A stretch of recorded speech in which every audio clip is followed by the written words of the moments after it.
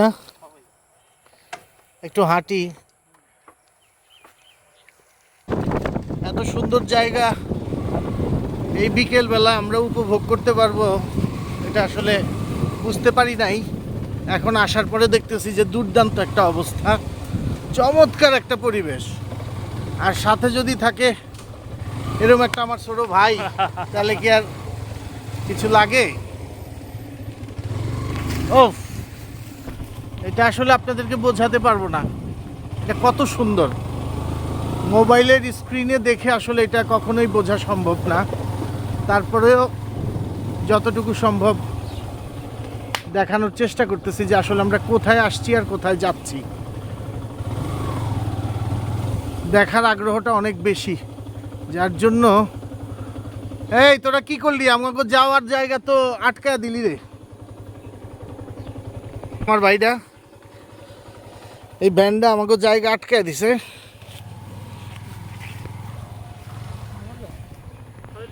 বলা যাইতে পারে দুর্গম পথ। হ্যাঁ, অস্থির অস্থির, দারুণ লাগতেছে। আর একটু সামনে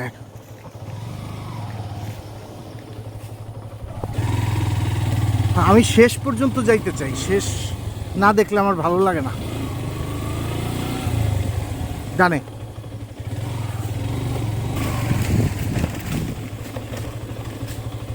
শেষ এত কাছাকাছির মধ্যে এই পরিবেশ দেখতে পাওয়াটা। একটু সামনে যাব, এখানে একটা বসার জায়গা আছে, দেখতে পাওয়া এটা আসলে না, শান্তি পাইলাম, অসাধারণ শান্তি পেলাম।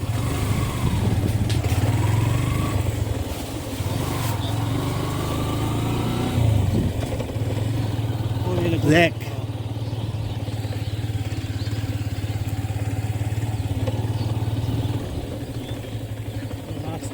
আমি ভাষা হারায় ফেলতেছি, বুঝছিস, ভাষাই হারায় ফেলতেছি।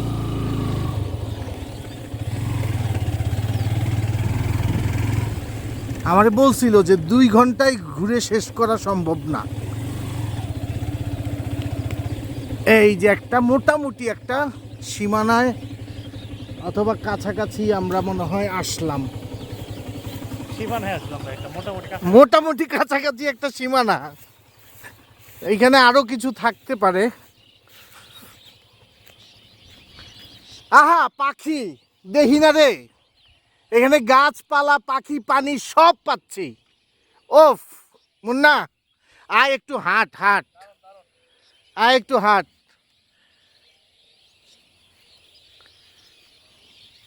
এগুলো হচ্ছে মুগ্ধতা। দেখ বক, দেখ,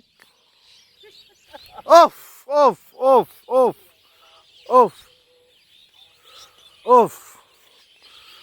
আমি ভিডিও আর করতে পারলাম না, আমি এখন নিজের চোখে দেখব নাকি কস, এখন দেখি। আল্লাহ হাফেজ, আল্লাহ হাফেজ, আল্লাহ হাফেজ।